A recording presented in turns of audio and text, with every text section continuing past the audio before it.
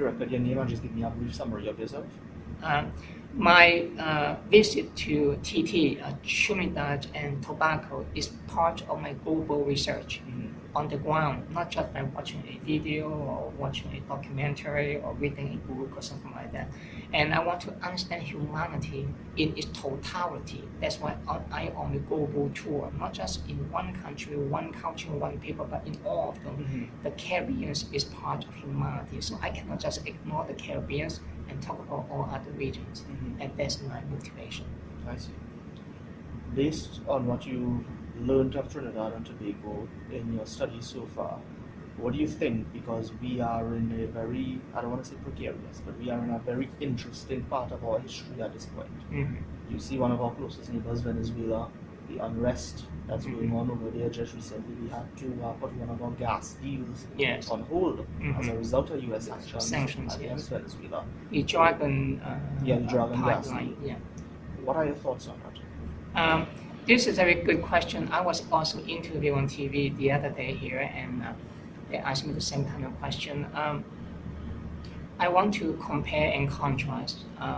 I think that your mention of Venezuela is a very excellent example that I think that TT should avoid.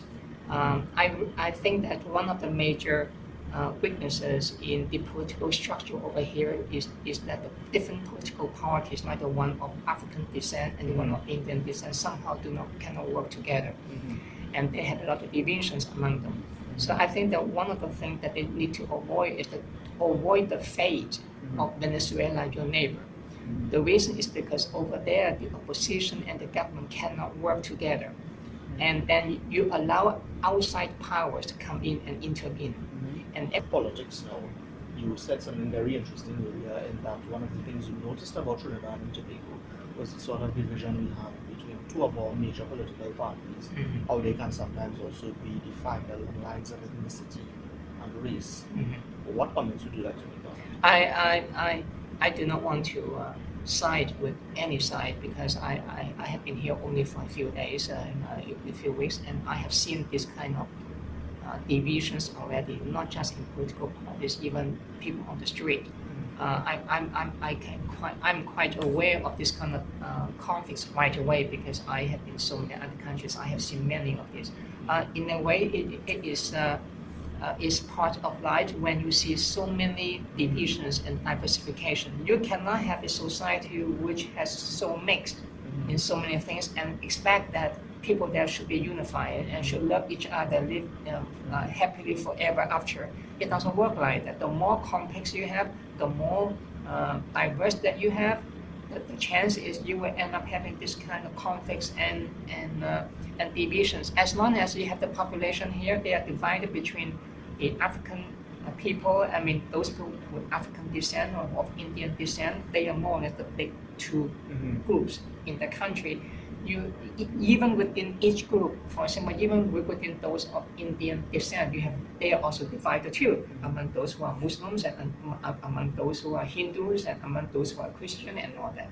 Even among the Indian population here in TT, and the same thing too, for example, in of African descent. So it's also true for many other groups. So in a way, that is not so surprising because you are very diverse. It's not that Trinidad is a homogeneous population, and then you don't have too much of this kind of division. But that is quite natural in a way. If you don't have this kind of division, if your population is homogeneous, but then you will have other divisions, but not on the basis of ethnic or racial divisions. So if you could eliminate this division, don't think that tomorrow this could be a paradise. You will have other divisions between rich and poor, maybe. You understand me? So each culture can, wherever I go, even in the US, you have a lot of divisions over here. They may not have the same divisions that you have, but they have different form of divisions. Corruption in the US is tremendous, but they don't have the corruption that you have, but you don't have the corruption that they have, but you are corrupt in this way, they are corrupt in a different way. But each side is going to say, I'm not corrupt because I'm not corrupt this way, but they don't talk about this one. Just like A, B, C, and D that I told you. So be careful about all this kind of data interpretation, manipulation that you are. So don't look at the problems from a larger perspective. from multiple sides, and you can see that things is not what you think. Mhm. In a way, this is part of life, but in another way, you have to resolve the problem. Just as I said at the beginning, don't be like Venezuela.